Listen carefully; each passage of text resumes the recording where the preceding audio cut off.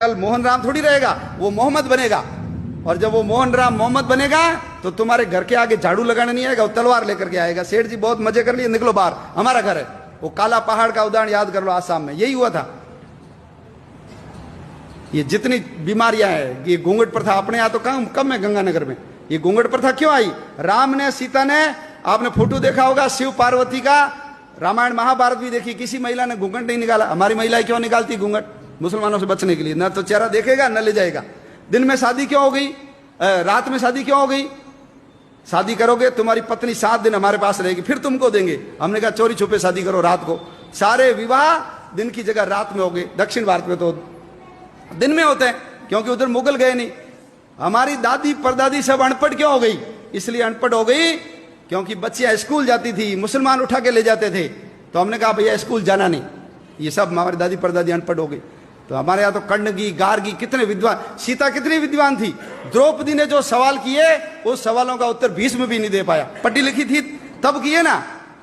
ये बाल विवाह, बच्ची को जल्दी शादी कर लो, शादीशुदा बच्ची को मुसलमान कम ले जाते थे। बाल विवाह इनके कारण आ गए।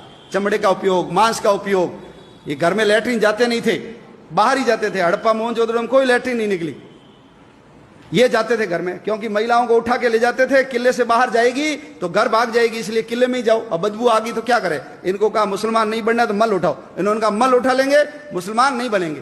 तो ये सब धर्म योद्धा है, हम भूल गए। सुअर भी अपनी रक्षा के लिए पाला। सुअर रहेगा, मुसलमान घर पे नहीं आएगा। सुअर का तिलक लगाएगी लड़की, उसको कोई मुसलमान हाथ नहीं लगाएगा। तो अपनी रक्षा के लिए सुअर आ गया। आज जो सुअर पालते हैं हम उसको अछूत मानते हैं। ये नहीं होते तो 1947 नहीं, उससे पहले ही देश का विभाजन हो जाता। अंबेडकर जी मुसलमान बन जाते तो आप कल्पना कर सकते हो क्या हालत होती हमारी। अंबेडकर जी ने कहा ऐसे किसी धर्म में नहीं जाऊंगा जिसकी जड़ें विदेश से जुड़ी हुई है। इसलिए बौद्ध बने, कोई फर्क नहीं पड़ा। बौद्ध बने तो वही अंबेडकर जी रहे। उनके पिताजी का नाम रामजी अंबेडकर रहा, उनके गुरु का नाम महादेव अंबेडकर, कोई फर्क नहीं पड़ा। तो बौद्ध तो हमारे अवतार। जैसे सिख परंपरा है, जैसे जैन परंपरा है, ऐसे बौद्ध परंपरा है। लेकिन है सब कौन? हम सब जाकर के मूल तो उस हिंदुत्व तत्व से जाकर के ही तो जुड़ते हैं। तो छुआछूत खत्म होनी चाहिए। इसलिए विश्व हिंदू परिषद का मंत्र है हिंदवः सोदरा सर्वे ना हिंदू पतितो भवेत्। सभी हिंदू सगे मां जाए भाई है, कोई हिंदू नीच या पतित नहीं है। मम दीक्षा हिंदू रक्षा, मम मंत्र समानता। मेरी दीक्षा हिंदू की रक्षा करना और समानता लाना मेरा मंत्र है। यह विश्व हिंदू परिषद का उद्घोष है। आप सब लोग भगवान श्री कृष्ण से और विश्व हिंदू परिषद जिस पवित्र मंत्र को लेकर के इस संगठन के काम में लगा हुआ है, उस काम में जुटिए। देखिए दुनिया में 2 काम होते हैं, एक होता है इंपॉर्टेंट काम और एक होता है इमरजेंसी काम। घर में विवाह है, शादी होनी चाहिए, लेकिन उसमें मां को हार्ट अटैक आ गया, आप क्या करोगे? शादी करोगे या मां का इलाज कराओगे? बोलो, इलाज कराएंगे ना?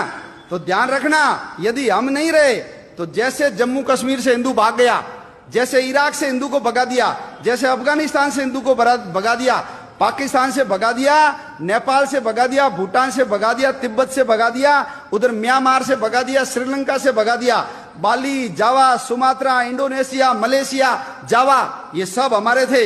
लेकिन सब के सब चले गए। ध्यान रखना, हमारे गुरु नानक देव जी का जन्म स्थान चला गया। हम हर साल प्रहलाद की पूजा करते हैं। प्रहलाद जन्मा कहां, ये हिंदू को पता ही नहीं है। प्रहलाद जन्मा था मुल्तान में, उसका पुराना नाम था मूल स्थान, हमारे हाथ से गया। लाहौर किसने बसाया? भगवान राम के पुत्र लव ने बसाया लाहौर, गया हमारे हाथ से।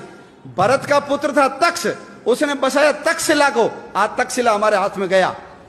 भगवान राम, बाबा रामदेव जी की ससुराल अमरकोट बदल करके उसको उमरकोट बना दिया। हमारी हिंगलाज माता का मंदिर चला गया, सिंधु नदी चली गई, तक्षशिला का विश्वविद्यालय चला गया, कटास राज चला गया जहां यक्ष और युधिष्ठिर के संवाद हुए थे, ढाकेश्वरी देवी चली गई, हमारे पशुपतिनाथ का मंदिर चला गया। क्यों?